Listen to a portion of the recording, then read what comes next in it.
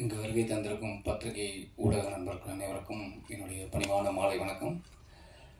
மேடையில் அமர்ந்திருக்கும் அனைவருக்கும் என்னுடைய வணக்கங்கள்.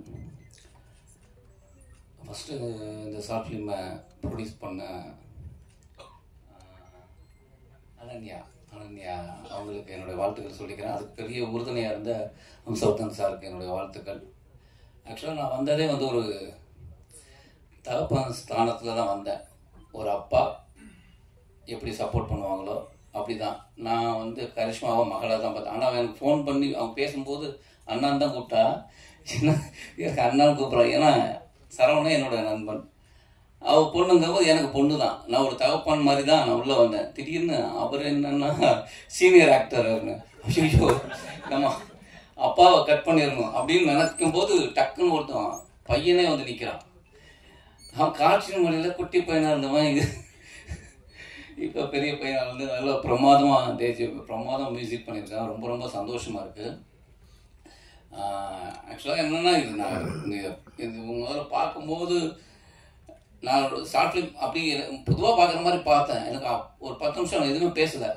ஒய்ஃபு உட்காந்துருக்காங்க, அவங்க வேறு ஏதோ பார்த்துட்ருக்காங்க. என்ன அப்படின்னா இன்னும் அப்படி பண்ணிட்டா இன்னும் ஒன்றும் புரியல அப்படி என்ன பண்ணுறேன். ஐயோ எனக்கு ஒரு மாதிரி இருக்குது. உடனே சரவணனுக்கு ஃபோன் அடித்தேன். இதே அப்படி பண்ணிட்டேன், நீ பொண்ணுகிட்ட பேசு, ரொம்ப சந்தோஷப்படுவா. சரி நாளைக்கு நான் பண்ணுறேன் அப்படின்னு சொல்லி தான் நான் பேசினேன். ஆக்சுவலாக எல்லோரும் சொன்ன மாதிரி தான் எனக்கு இதை பார்த்தோன்னே பாலச்சந்திர சாருடைய ஒரு மூவியை பார்க்குற ஒரு ஃபீல் தான் இருந்தது. நான் ஃபஸ்ட்டு கரிஷ்மாட்ட கேட்டது, இந்த டயலாக் யார் எழுதுனா அப்படின்னா, நான் எழுதுனேன் அப்படின்னா. நீ எப்படி எழுதுன, நீ அதான் என்ன உனக்கு தோணுச்சு, எப்படி எழுது, எனக்கு ஒன்று புரியல, எனக்கு நீ எப்படி தோணுச்சு. இல்லை நான் அந்த 80s சைடில் இருக்கிற படங்கள்லாம் பார்த்து அந்த படத்துக்கு ஒரு டயலாக் வரலையே அப்படின்னா. இல்லை எனக்கு அந்த டைப்பில் எப்படி பேசுவாங்கங்கிறத மைண்டில் வச்சு எழுதுனேன்னு.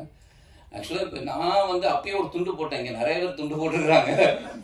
நான் ஒன்று சொன்னேன், எனக்கு ஒரு ஐடியா இருக்குது, நான் உங்கள்கிட்ட நான் சொல்கிறேன், நான் ஒன்று மாப்பிள்ளை கூப்பிட்டு வரேன், ஒரு நாள் மீட் பண்ணுவோம், எனக்கு ஒரு ஐடியா இருக்குது, அந்த ஐடியா உங்கள்கிட்ட சொல்கிறேன், நீ அது எனக்கு அது ஒரு அப்பா மகளுடைய ஒரு விஷயம், அது எனக்கு ரொம்ப நாளாக உள்ளேக்குள்ளே இருக்குது, உங்கள்கிட்ட சொன்னால் அது கரெக்டாக வரும்னு நினைக்கிறேன், உங்கள்கிட்ட மீட் பண்ணணும்னு நான் அங்கே சொல்கிறேன்.